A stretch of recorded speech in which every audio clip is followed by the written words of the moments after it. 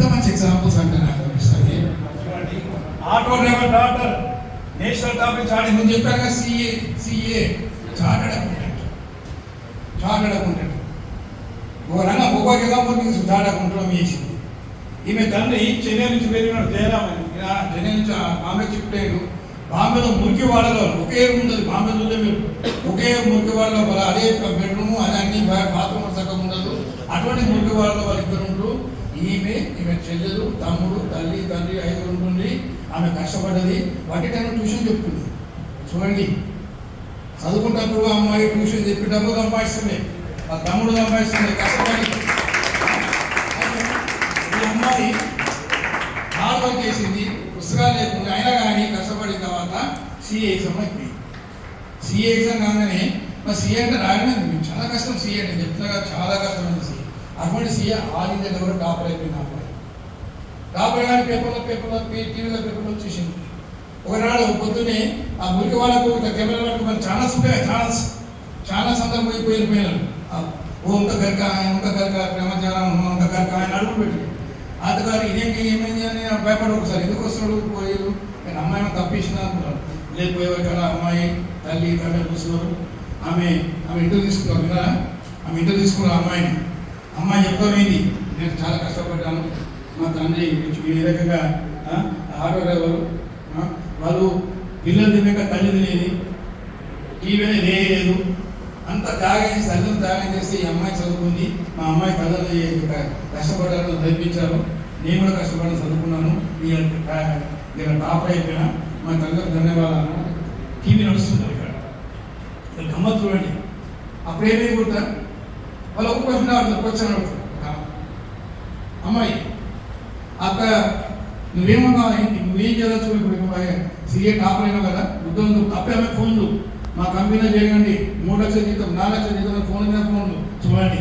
ఒక్కసారి మనం ఎదిగితే మనిట పడుతుంది, ఉద్యోగాలు మనిట పడతాయి. మన ఉద్యోగం పడి కాదు మనకు ఫోన్ రావడం పెట్టి అయితే అడిగాడు, టీవీ వాళ్ళు అడిగాడు, అమ్మాయి మరి నీ కోరిక ఏంది, నీ లక్ష్యం ఏంటి అంటే ఆమె ఏం లేదు, ఒక్కసారి సీరియస్ అయిపోయింది. ఒక్కసారి సీరియస్ అయిపోయారు కదా ఆమె గంటూ ఒక్కసారి నా కళ్ళ గంటలు నీళ్ళు పట్టక ఆమె నా తల్లంతా కష్టపడ్డారు, నా కోసం కష్టపడ్డారు, వీళ్ళు దృఢాల బాధ్యత. అయితే నేనేమనుకున్నాను, నేను ఒక ఫ్లాట్ కుడిస్తాను మా దగ్గర కానీ ఫ్లాట్ అంటే గుర్తుంది అపార్ట్మెంట్, ఫ్లాట్ కుడిస్తాను. బాంబేలో అపార్ట్మెంట్ అంటే ఏంటి, ఇప్పుడు హైదరాబాద్ 40 లక్షలకు అపార్ట్మెంట్ 30 లక్షలు, హైదరాబాద్ 80 లక్షలు, బాంబేలో అయితే ₹1,00,00,000 ఉంటుంది అమ్మాయి. సో అయినా కానీ ఏమన్నది, నా తల్లిదండ్రులు నేను గిఫ్ట్గా నేను ఇస్తాను, ఫ్లాట్ ఇస్తాను అని చెప్పి అమ్మాయి ఏమంటారు.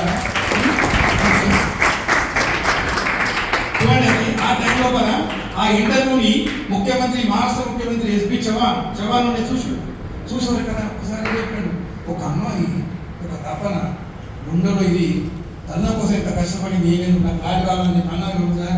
కరెక్ట్గా సెక్రటరీ బిల్ చేసిండు, ఆర్డర్ చేసిండు, ఫ్లాట్ గిఫ్ట్ అని గిఫ్ట్గానే మహారాష్ట్ర గవర్నమెంట్ వాళ్ళు ఒక 5 లక్షల రూపాయలు ఆమె చెన్నైకి వెళ్ళి వచ్చింది. చెన్నై ముఖ్యమంత్రి జయలలిత ఏం చేసిందా, మన అది మనోళ్ళ దగ్గర తమిళ దగ్గర ఆడపోయింది కదా, 5 లక్షలు అప్పుడు 5 లక్షలు ఇచ్చేసింది ఆమె జయలలిత. కర్ణాటక బేటీ అని చెప్పి ఆయన 5 లక్షలు. చూడండి ఒక్కసారి కష్టపడితే సో ఈ రకంగా కదా. అమ్మాయిలు అంటే ఎట్లా ఉండాలి, అబ్బాయిలు అంటే గోవింద చేసుకోవాలాగా ఉండాలా, కుటుంబానికి ఉపయోగపడాలా, ఇది చేయాలా. అమ్మాయి అంటే ఈ అమ్మాయి లాగా ఉండాలా,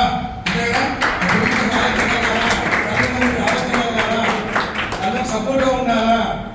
బేటీ హోతో 5 సార్లు సినిమాలు ఇందులో బేటీ హోతో 5 సార్లు కూతురంటి లాగా ఉండాలా.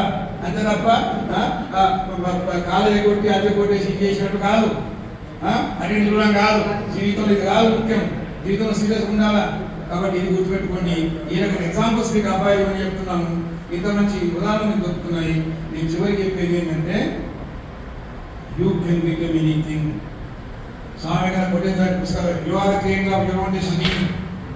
విన్నారా ఏమంటారు గుర్తా, fear is death, strength is life, weakness is death. బలమే జీవనము.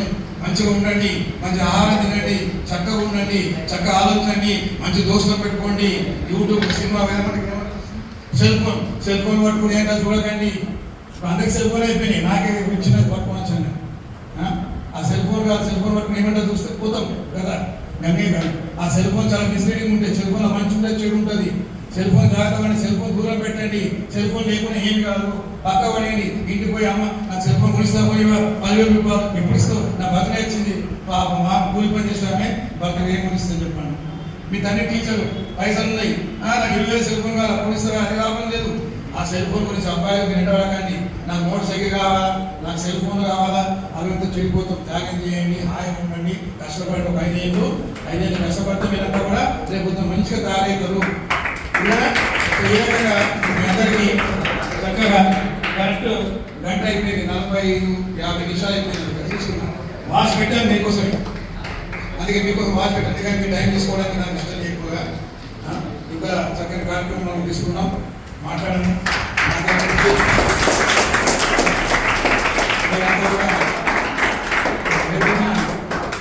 విజయం సాధించాలని మీ వెనుక ఎవరు, మీ వెనుక తల్లిదండ్రులు ఉన్నారు, మీ వెనుక గురువులు ఉన్నారు